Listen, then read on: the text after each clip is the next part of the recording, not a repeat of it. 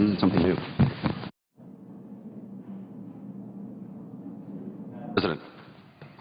Senator from Kansas. Madam President, thank you. I would request the quorum call be lifted. Without objection. Madam President, I would ask unanimous consent that the next quorum call be equally divided between the Republicans and the Democrats, the majority and the minority.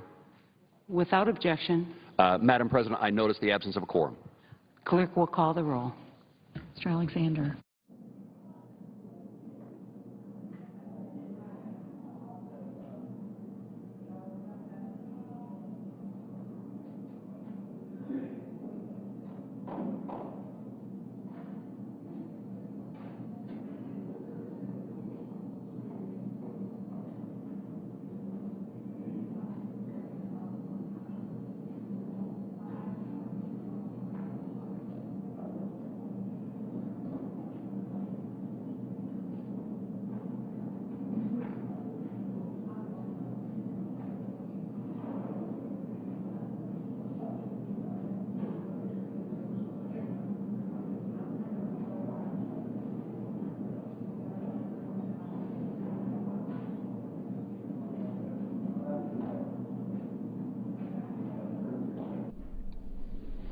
It's a debate continuing this morning on amendments to the House version of a bill to fund the federal government through September.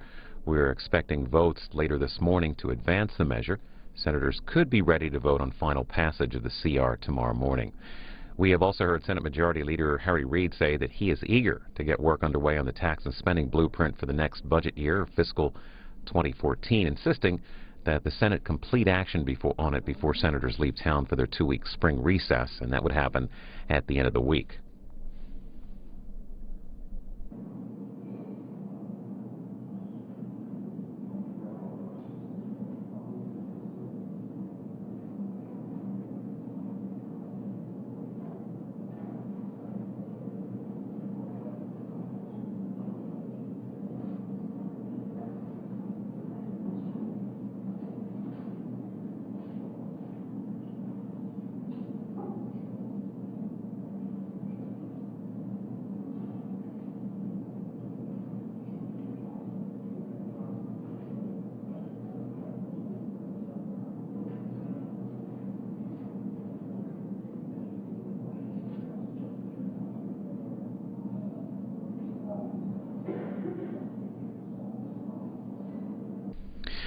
While we wait for further debate on amendments to the CR, we'll return to the hearing that just got underway about 15 minutes ago on Hurricane Sandy recovery.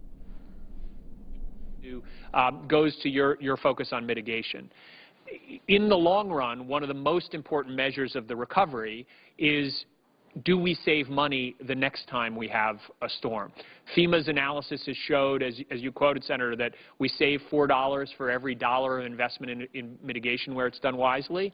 And that's something we're going to be gathering the data to be able to track going forward as well, to make sure we understand where those mitigation investments have actually paid for themselves and where they haven't.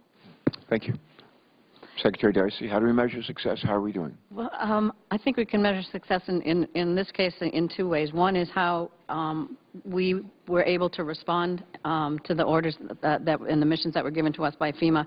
And I think that the success is shown in the fact that we were able to unwater the battery tunnel, that we were able to call on the resources that we have not only within the Army but within the Defense Department to help with that mission.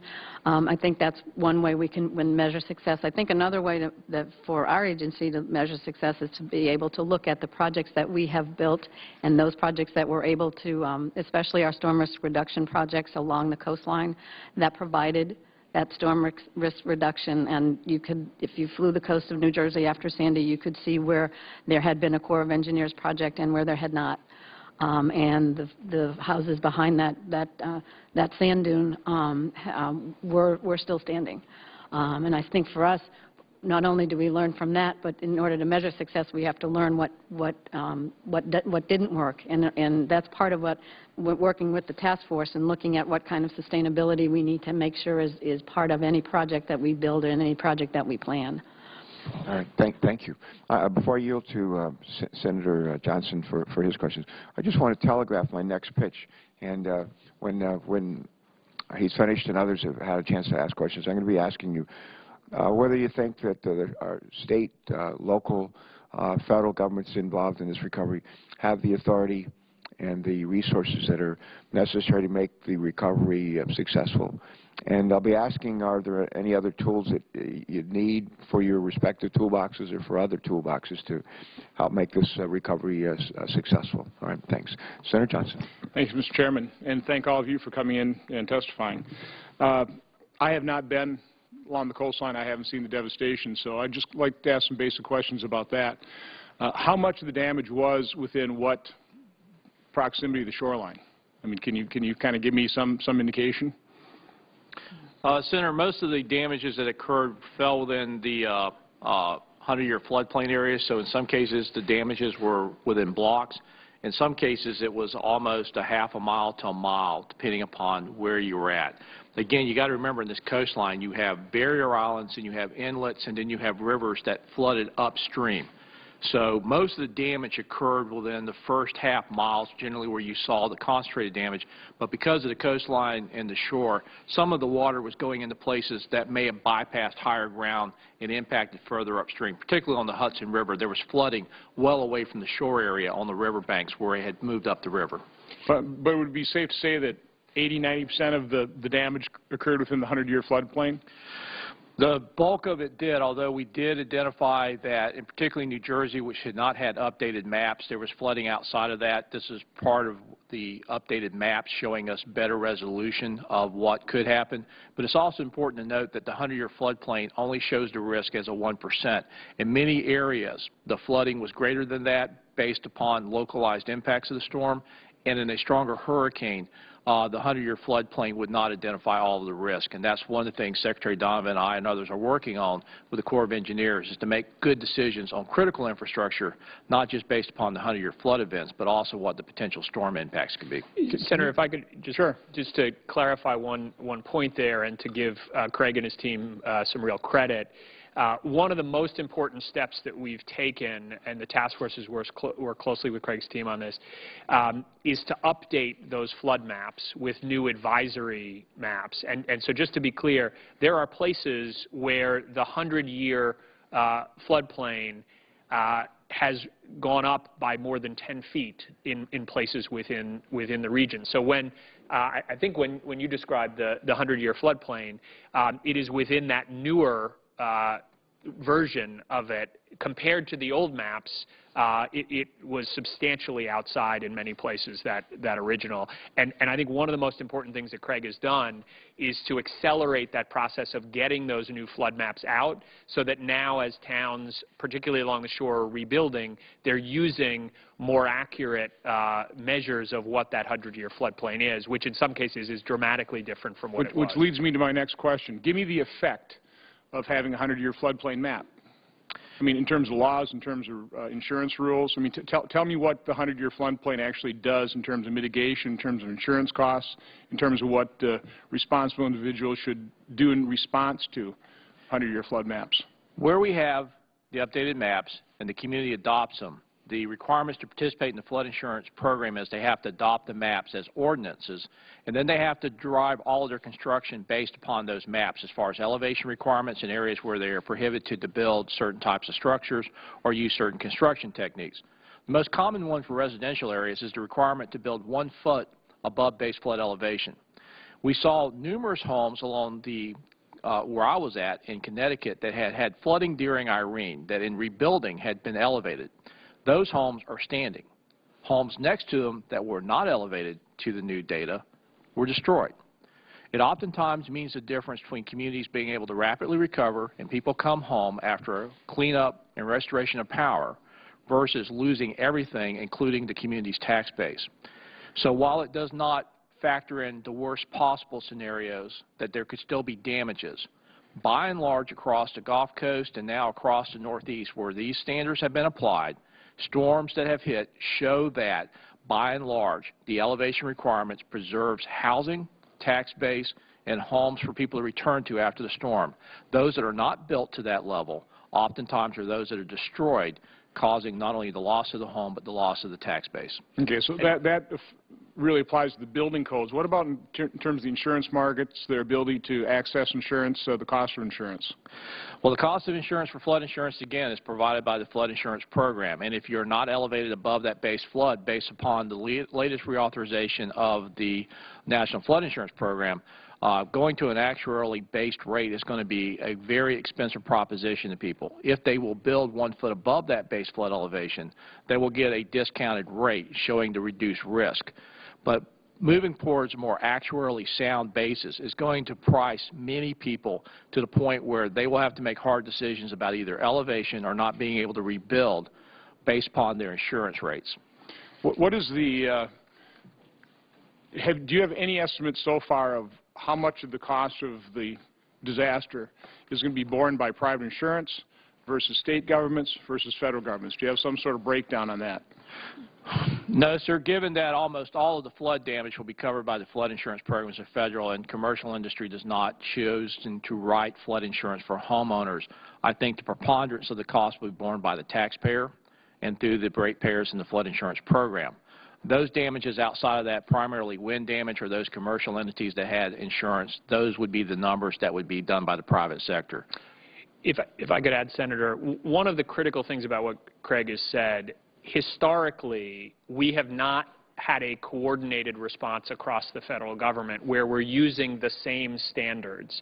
And so typically what you have is that the official flood maps, in this case this would be the old flood maps for New Jersey and New York, would govern the investments that we would make post-disaster.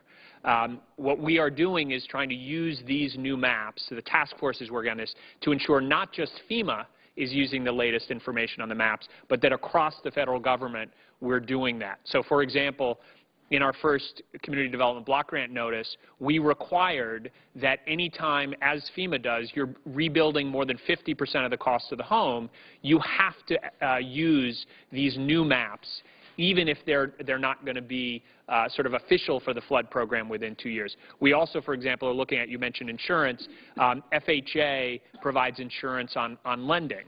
That's another area that we're looking at to try to set a consistent standard so that— Madam President?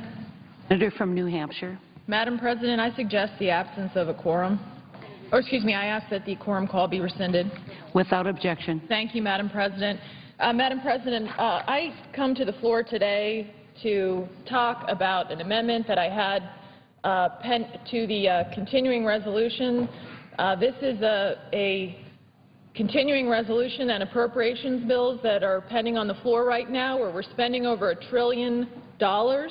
And I had filed an amendment, Amendment number 127, that would have struck funding $380 million for a missile to nowhere.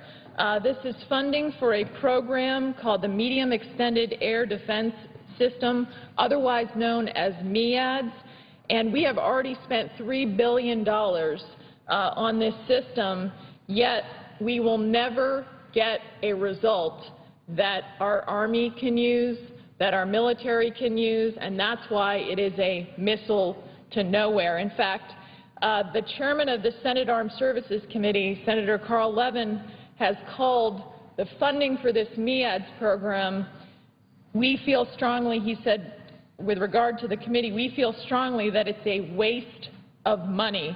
And in fact, in 2012, in the defense authorization, the Senate Armed Services Committee made very clear that this was going to be the last appropriation for this missile to nowhere, and in the 2013 defense authorization, on a bipartisan basis, unanimously before the Senate Armed Services Committee, the committee voted to say no more money for a missile to nowhere.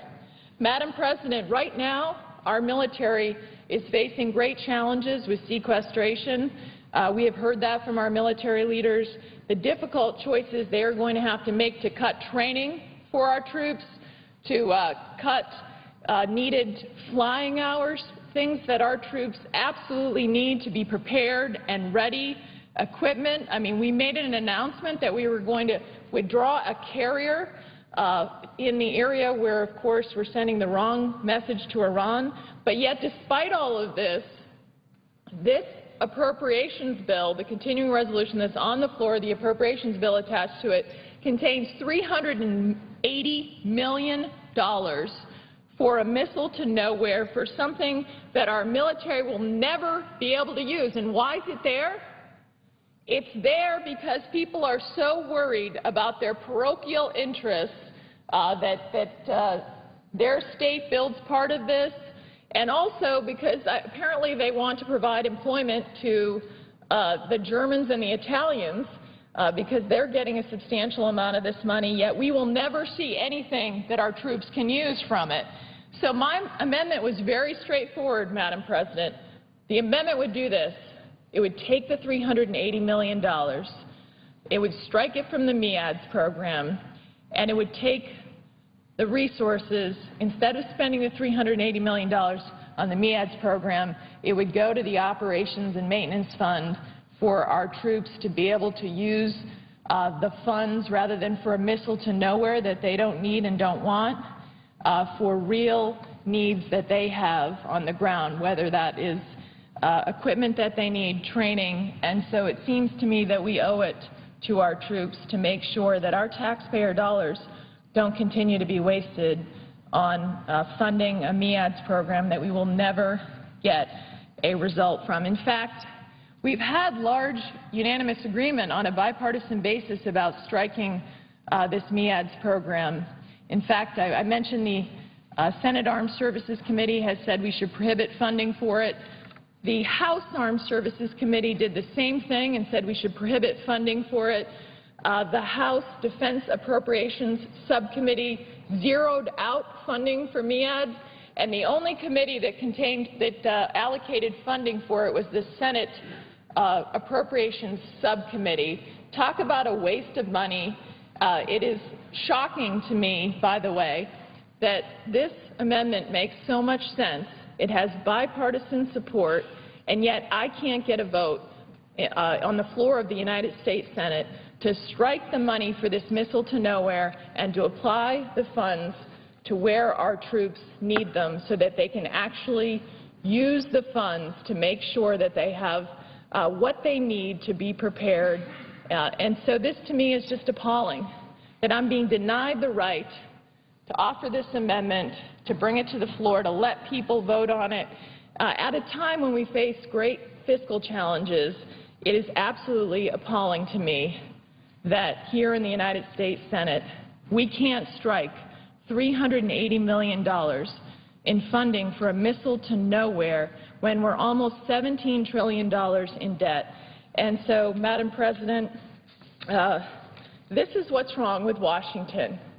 It's really appalling that you cannot be in a position to get a vote that is germane on the floor of the United States Senate to fund a program that the Concerned Veterans for America has said is wasteful. Support my amendment. Citizens Against Government Waste agrees as well, supports my amendment, and I have bipartisan support for my amendment. In fact, Senators Begich and Shaheen are co-sponsors of my amendment. So this is not a partisan issue. This is about not wasting taxpayer dollars. And I can tell you that this is what's appalling to the American people, that we cannot and we will not strike wasteful spending. We can't even get a vote on it here in the United States Senate. And I'm going to continue to fight to end the funding for this program and other wasteful spending programs to make sure that the money that we have and the taxpayer dollars, particularly in the Pentagon and every area of government, go to what they are intended for things that our troops need, and not a missile to nowhere where we are protecting apparently parochial interests that people are worried about more than the overall fiscal state of the country. And so, Madam President, this is something that's been very disappointing to me. I think it's appalling that we wouldn't allow a vote on such a relevant, germane amendment on a bill that we're going to spend over $1 trillion on. And I don't know why we continue to fund things like the missile to nowhere when there are real needs that our troops have. And I know that if I brought this amendment and was allowed to bring this amendment to the floor, It had bipartisan support in the past, and I believe that both sides of the aisle don't want to spend money on a missile to nowhere when there are real needs that our troops have. So with that, Madam President, I appreciate the opportunity to speak on this issue on the floor today, and I suggest the absence of a quorum. Clerk will call the roll. Mr. Alexander.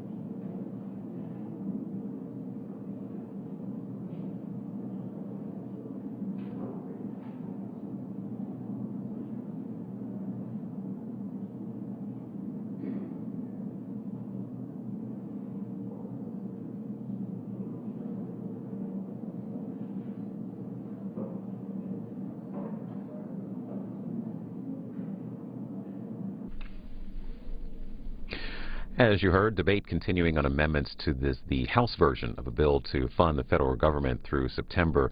Scheduled votes happening later this morning at around 11:15 Eastern, and senators we're hearing could be ready for a final vote on the CR tomorrow morning.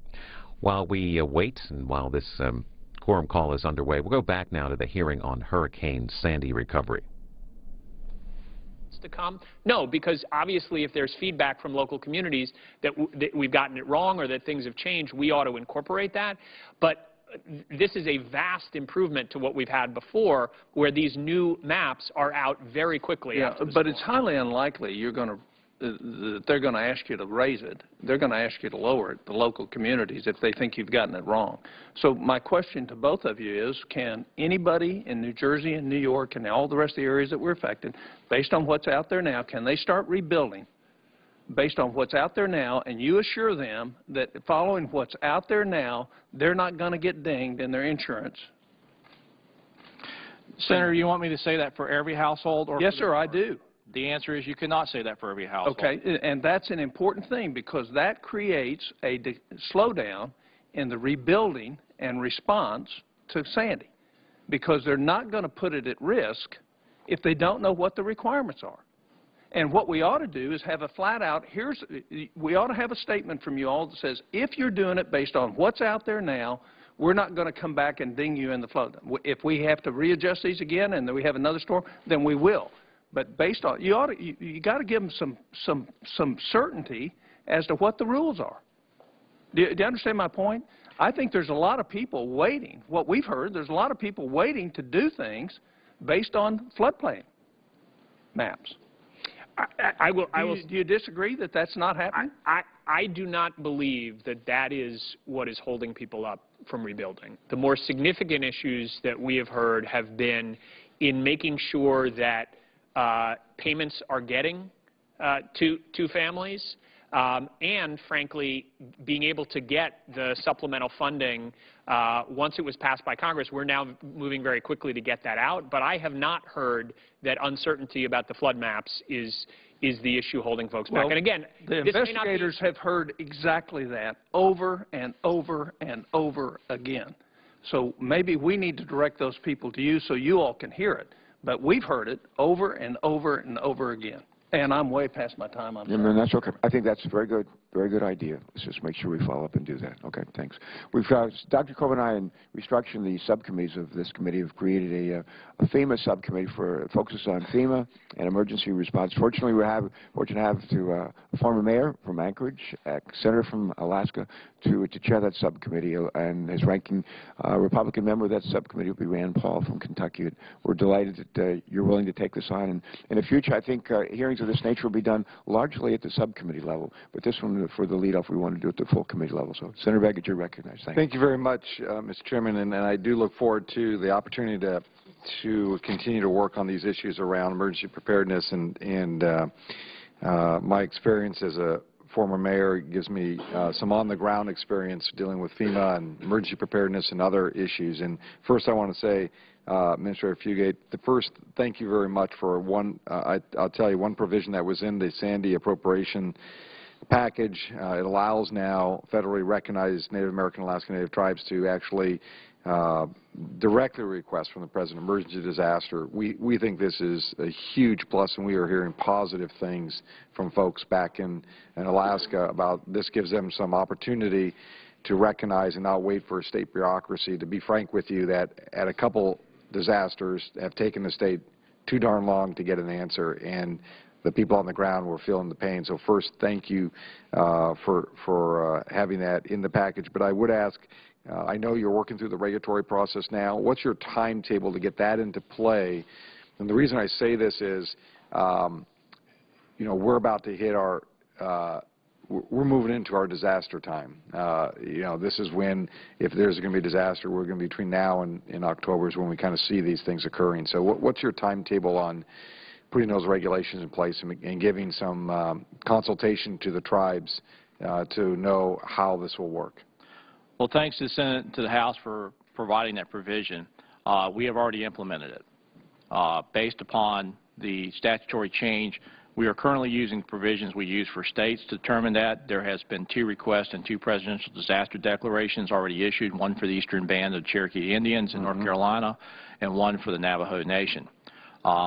We are right now entering into a consultation process to begin rule development, but we did not want to deny tribal governments the opportunity to make their request. So you're doing it simultaneously, basically? Yes, sir. That's We're doing fantastic. this as a pilot. The consideration is, though, many tribal governments, based upon the current rules, would not have the resources to manage that. So we recognize self-determination that tribal governments may elect to request directly from the President if they have the capability to manage a disaster. If not, they can still go with the state and still receive disaster assistance.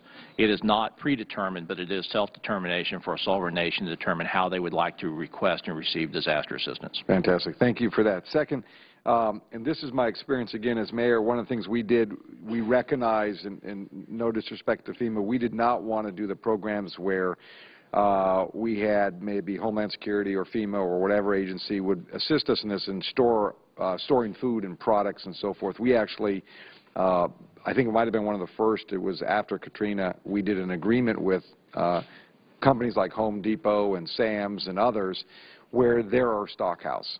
We have an agreement where after, for the first 72 hours, certain SKUs that we've listed out with the products are not able to be purchased by the general public, so we could determine if, for example, plywood is a great example where people will come in, buy everything, and then resell at a very high price. So what we did is we created a system that the types of emergency products that we needed in a case of emergency would be locked out from purchase for 72 hours until we gave an okay to move it.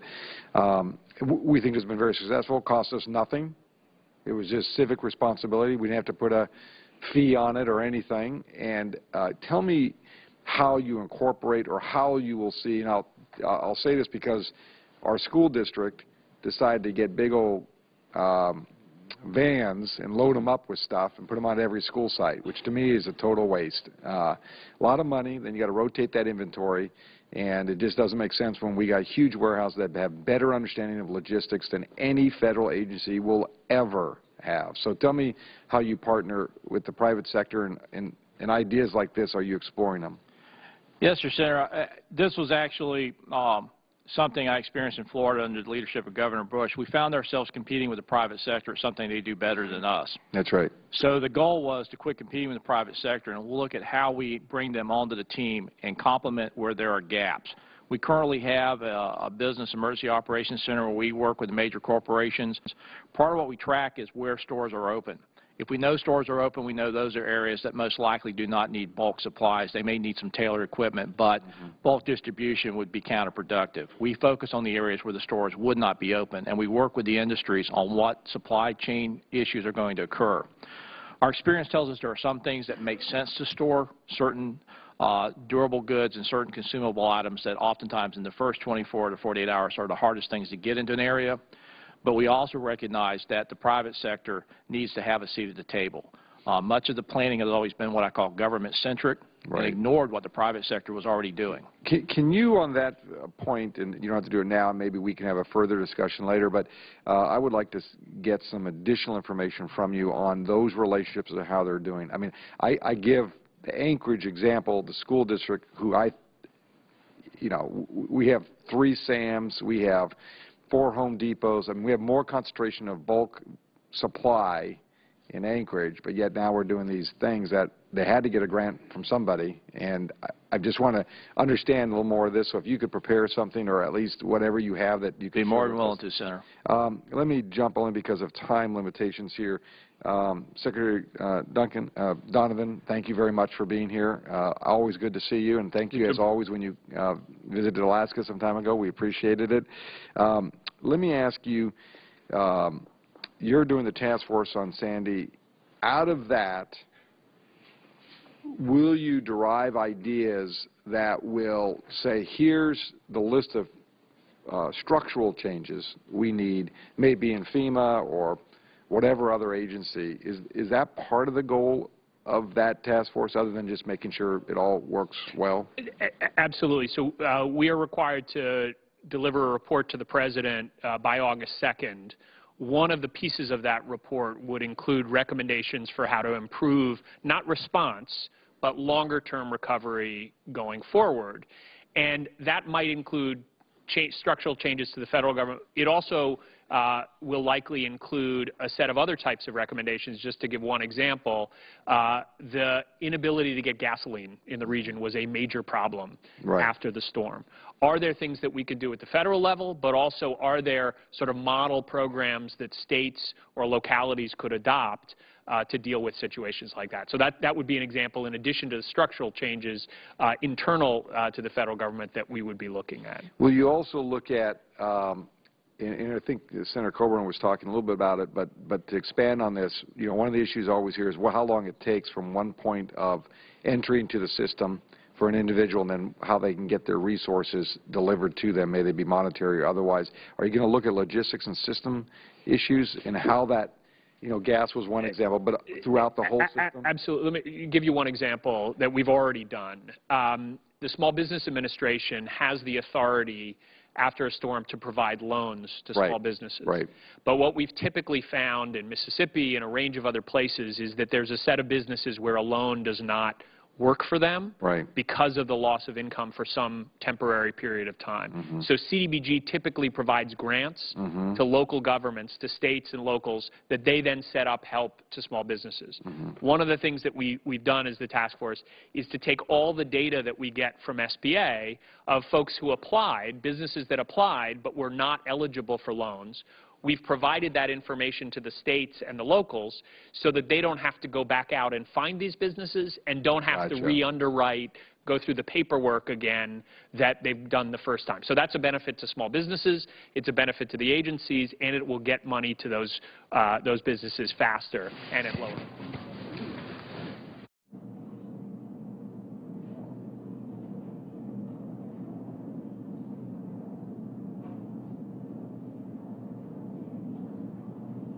Madam President. The Republican leader. Are we on a quorum call? Senator is correct. I ask consent that further proceedings on the quorum call be dispensed with. Without objection. Madam President, it took 4 years to get a budget from the Senate majority. 4 long years. Well, as the days go by, it's become increasingly clear why it took so long. Their budget is just so extreme and so unbalanced. That's why they're having such a hard time selling it to the American people, and why they've had to fall back on some tired talking points to defend it, claiming their budget would, for instance, grow the economy from the middle class out. That's a clever soundbite, but it doesn't describe the Senate Democratic budget at all. Maybe a better way to put it is that the Democratic budget would grow the bureaucracy from the pockets of the middle class out. That's because it would increase federal spending by almost 2/3 by imposing a massive tax hike that could cost the average middle-class family literally thousands. The Democrats like to say that up to the up to $1.5 trillion tax increase authorized in their budget, the largest tax hike in American history, by the way, would be funded by closing loopholes for millionaires and billionaires, but the math simply doesn't add up. They'll have to come after the middle class to fund this spending spree. And there's something else. The Senate Democrat budget wouldn't balance, ever. Not in 2013, not in 2023, not in 2023, not ever. It wouldn't balance in any of our lifetimes. It wouldn't balance in the lifetimes of our children or our grandchildren. It simply would never balance. Think about it. That means a child born today would grow up knowing nothing but massive deficits her entire life. That means trillions upon trillions in more debt and an economy that would never, ever reach its full potential. That's simply not right. But it's what we'd get with a Senate Democratic plan. It's an extreme approach that's more than just fiscally reckless. It's deeply irresponsible. That's why so many middle-class families agree with Republicans that we should be growing the economy, not the government. They know we need to control Washington's spending and balance the budget in order to kickstart economic growth and to create American jobs. They're just so tired of the Obama economy. They're tired of the endless pivots to jobs that never result in the kind of sustained job creation we need.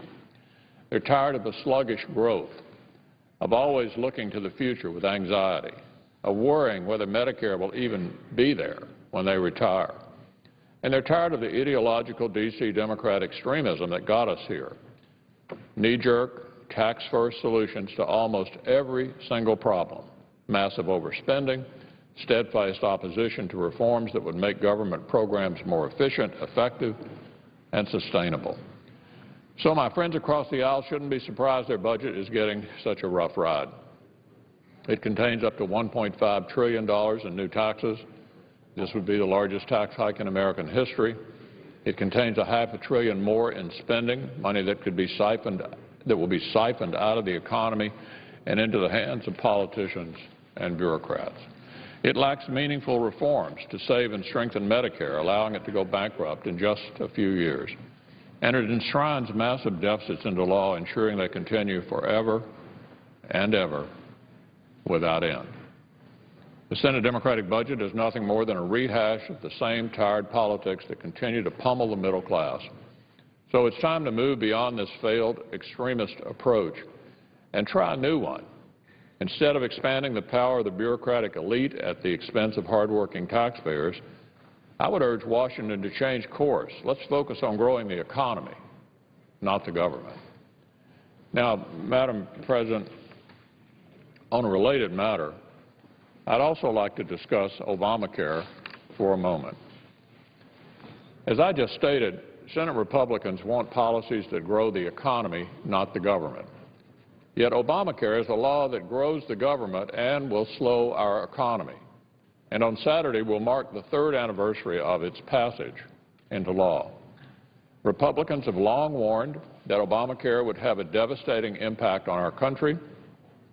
I've spoken about 100 times on the Senate floor against Obamacare, and I've warned about its consequences: increased premiums, lost jobs, and higher taxes.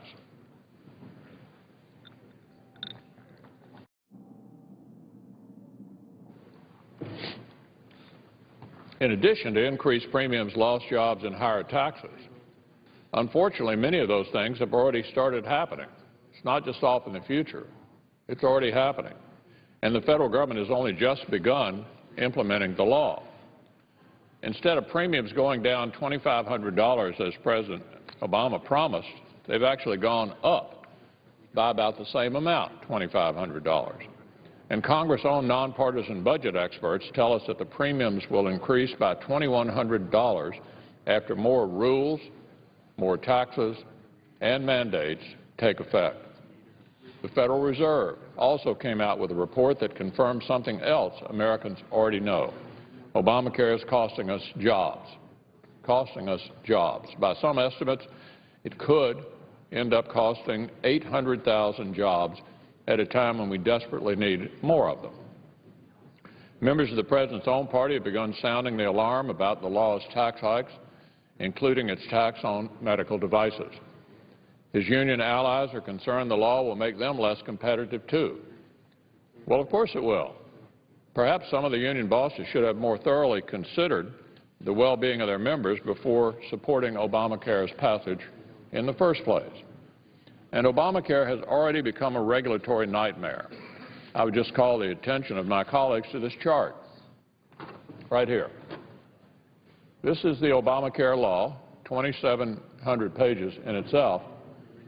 But these are the regulations so far, 7 feet tall, 20,000 Obamacare regulations so far.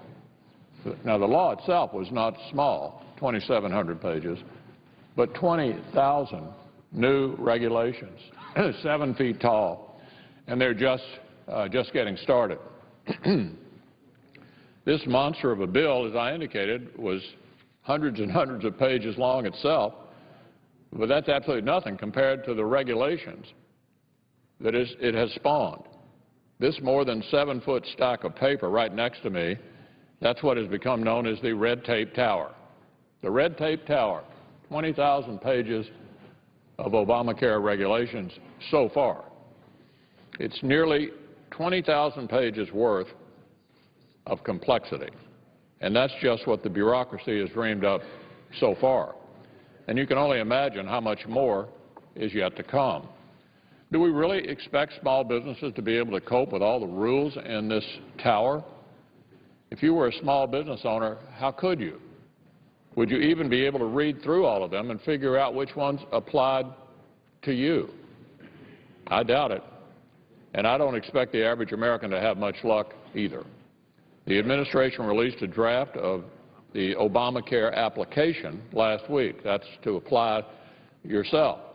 It's 21 pages long. Unbelievable. If you like doing your taxes, you're going to love applying for the Obamacare exchanges. So Washington Democrats may pop the champagne this Saturday to celebrate the law's 3rd anniversary, but more Americans and small business owners will be reaching for an aspirin once they are forced to start navigating this bureaucratic nightmare. In my view, Obamacare is a colossal mistake for our country. There's just no way to fix this thing. It needs to be pulled out by its roots, and we need to start all over. This bill needs to be repealed, and it needs to be replaced, not with another unreadable law or another 20,000 pages of regulations, but with common sense reforms that actually lower health care costs. And anyone who thinks we've given up this fight is dead wrong. Madam President, I yield the floor.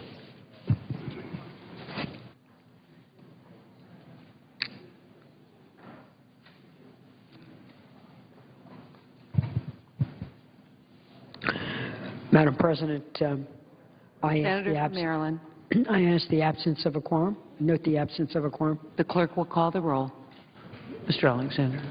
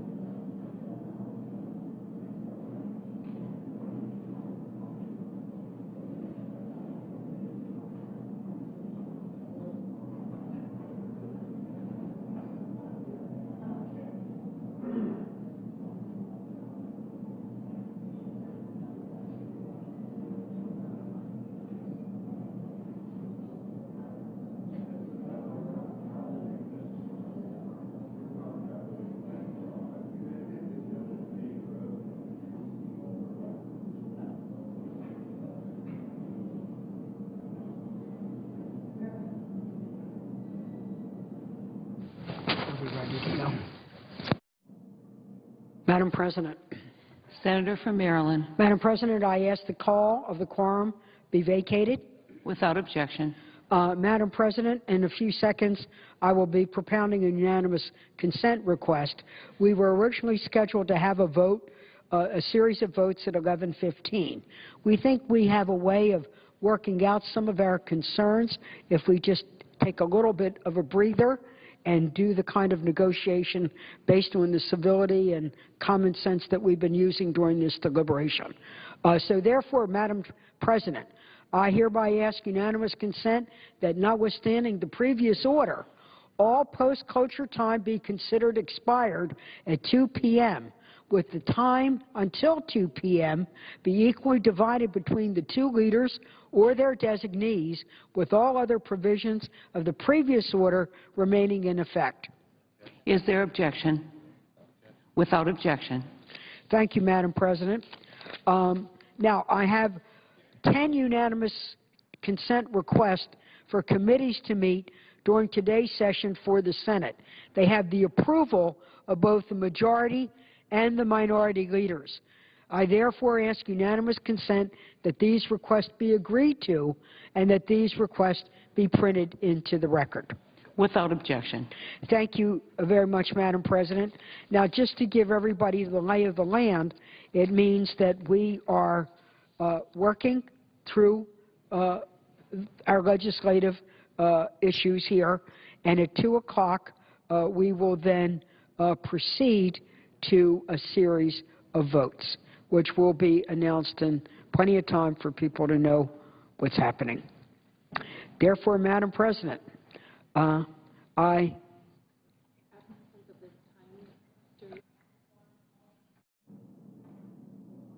unanimous consent that the quorum calls also be equally divided. Without objection. Madam President, I thank the able floor staff for giving me advice. There are days when I feel like it's an opera and they're calling out the arias that we need to sing. But we are moving. We are really moving, and I want to thank Senator Shelby for consulting with his side of the aisle.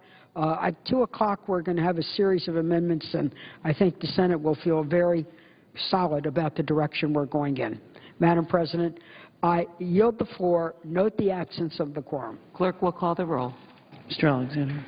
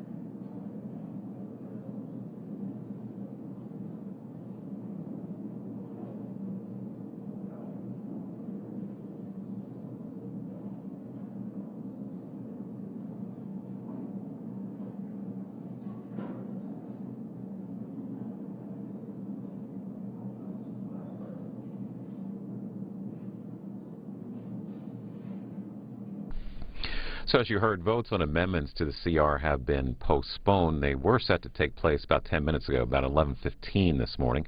Senators are working behind the scenes on an agreement, and it appears now that those votes will take place at 2 p.m. Eastern as senators continue to consider government funding past the March 27th deadline. Of course, we'll have live coverage of those votes when they happen here on C-SPAN 2. As this quorum call continues, we'll go back to the hearing that's taking place on Hurricane Sandy recovery. Greater exposure. And so part of the Reauthorization of Stafford Act is to start moving towards more actuarially sound.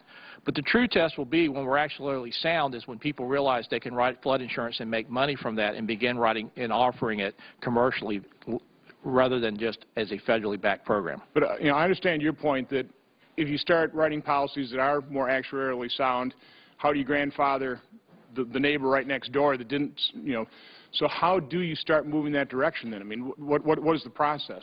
Well, the rulemaking will take place. We've already taken all of the secondary homes. They went to full actuarially rate this year, so they're getting their renewal policies. They're getting their initial bills. For the other policies that are not secondary homes, we're going into rulemaking. We're looking at that will take about, through the rulemaking process, which we expect to start those comments in the next couple of months, that those rules would go in effect by fall, and it would start the next iteration of those policies as they move to full actuary.